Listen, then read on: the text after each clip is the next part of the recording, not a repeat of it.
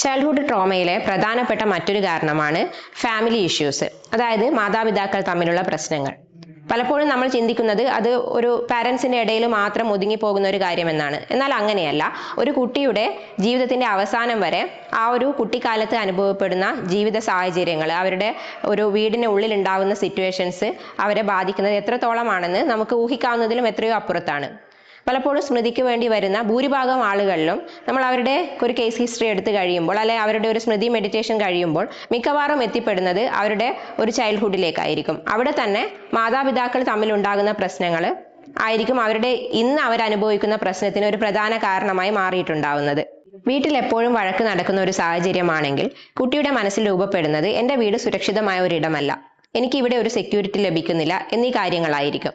കൂടാതെ കുട്ടിയുടെ പേര് പലപ്പോഴും വഴക്കിനിടയിൽ കടന്നു വരികയും കൂടാതെ കുട്ടിയോട് തന്നെ ദേഷ്യപ്പെടുന്ന സാഹചര്യങ്ങൾ ഉണ്ടാവുകയും ഒക്കെ ചെയ്യുന്നുണ്ട്. ഇത്തരത്തിൽ വരുമ്പോൾ ഞാനാണോ ഈ പ്രശ്നത്തിന് കാരണം എന്നുള്ള ചിന്തകൾ അവരുടെ മനസ്സിൽ വരികയും അതുകൊണ്ട് തന്നെ അവർ ഒരു കാര്യം അവിടെ പറയാതിരിക്കുകയും അവരുടെ ശബ്ദം തന്നെ ഇവിടെ അപ്രശസ്തമാണ് എന്ന ഒരു ചിന്ത അവരുടെ മനസ്സിലേക്ക് വരികയും ഒക്കെ ചെയ്യുന്നുണ്ട്. ഇത് പിന്നീട് ഉണ്ടാകുന്ന പ്രശ്നങ്ങൾ എന്താണെന്ന് വിചാരിച്ചാൽ അവർക്ക് ഈ ഇൻസെക്യൂരിറ്റി ഫീലിംഗ് ജീവിത അവസാനം വരെ നീണ്ടുപോവുകയും അവർക്ക് തന്നെ മനസ്സിലാവില്ല ചിലപ്പോൾ എന്തുകൊണ്ടായിരിക്കും. ചില സന്ദർഭങ്ങളിൽ നമ്മൾ തന്നെ ചിന്തിക്കാറുണ്ട്, എന്തുകൊണ്ടായിരിക്കും എനിക്ക് പെട്ടെന്നൊരു ആങ്സൈറ്റി വരുന്നത്, പെട്ടെന്ന് എന്താണ് എനിക്കൊരു ഓവർ തിങ്കിങ് വരുന്നത്.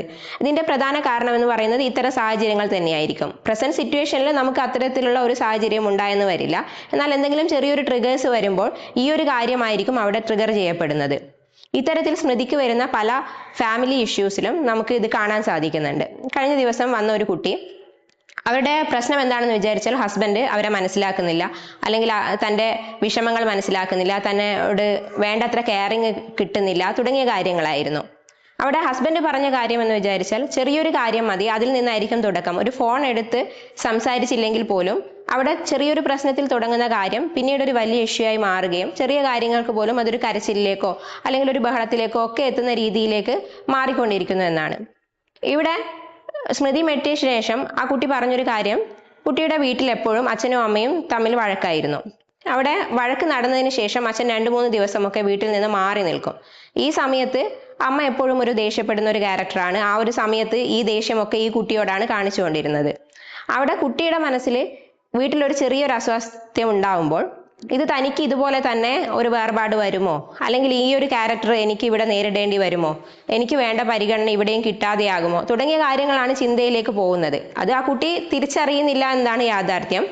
അപ്പോൾ അവിടെ ട്രിഗർ ചെയ്യപ്പെടുന്നത് നമ്മൾ നിസ്സാരമായ ഒരു കാര്യം എന്ന് പറഞ്ഞാലും ആ ഒരു നിസ്സാരമായ കാര്യമല്ല ഈ ഒരു വലിയ ഇഷ്യൂവിലേക്ക് നയിക്കുന്നത്. ആ ഒരു കാര്യം കൊണ്ട് ട്രിഗർ ചെയ്യപ്പെടുന്ന ഒരു വലിയ പ്രശ്നം മനസ്സിൽ കിടപ്പുണ്ട്. ഇത് ക്ലിയർ ചെയ്യപ്പെടുമ്പോൾ തൻ്റെ ഇമോഷൻസിനെ എങ്ങനെ ഹാൻഡിൽ ചെയ്യണമെന്ന് പഠിക്കാനും അതുവഴി തന്നെ പ്രശ്നങ്ങളെ പരിഹരിക്കാനും സാധിക്കുന്നുണ്ട്.